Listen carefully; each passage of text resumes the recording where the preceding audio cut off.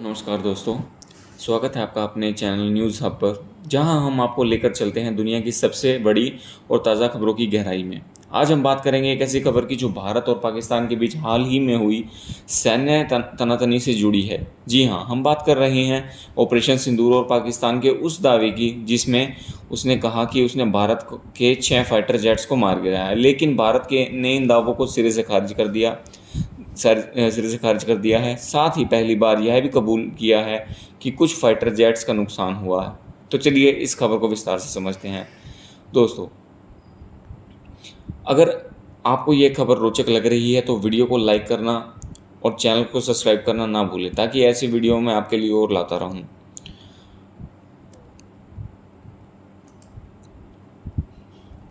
सबसे पहले आइए समझते हैं कि ऑपरेशन सिंदूर आखिर क्या है।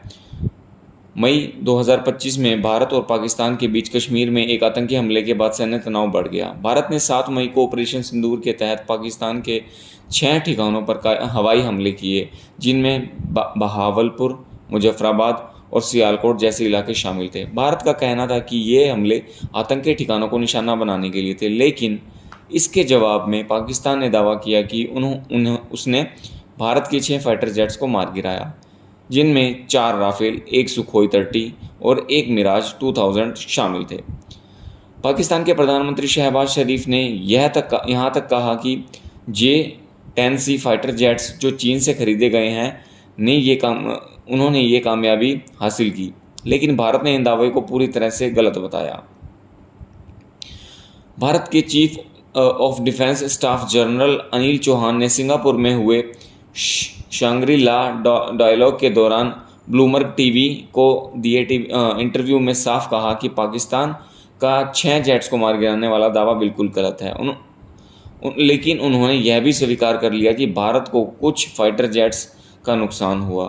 What I can say is on 7th and the initial stages there were losses, but the numbers and that's not important. What was important is why did these losses occur and what did we do after that. So we rectified tactics and then went back on 7th, 8th and 10th in large numbers to hit air bases deep inside Pakistan. Penetrated all their air defenses with impunity, carried out precision strikes.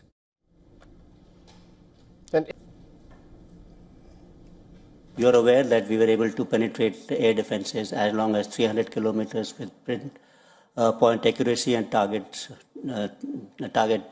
airfields and infrastructure deep inside Pakistan.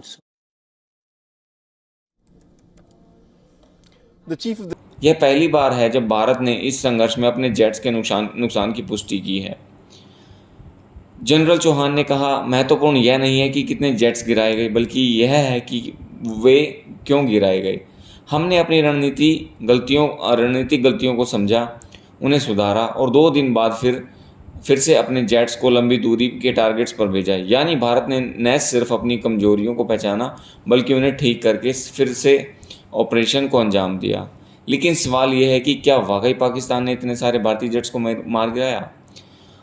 कई अंतर्राष्ट्रीय reports जैसे कि CNN और retires ने दावा किया कि पाकिस्तान ने कम से कम 1 राफेल जेट को जरूर गिराया, लेकिन भारत ने इन दावे को खारिज करते हुए कहा कि कुछ सोशल मीडिया पोस्ट में गलत तस्वीरें और वीडियो शेयर किए गए हैं जो 2024 में हुए एक हादसे से जुड़े थे। तो दोस्तों, इस पूरे विवाद में कई बातें सामने आती हैं। पहली, पाकिस्तान ने अपने दावों को बढ़ा चढ़ाकर पेश किया, खासकर यह कहकर कि उन्होंने 6 जेट्स गिराए, जिनमें राफेल जैसे एडवांस्ड फाइटर जेट शामिल थे, लेकिन कोई ठोस सबूत जैसे कि जेट्स का मलबा अभी तक सामने नहीं आया। दूसरी ओर भारत ने यह माना कि कुछ नुकसान हुआ, लेकिन उसने इसे रणनीति गलतियों का नतीजा बताया, न कि पाकिस्तान की सैन्य ताकत।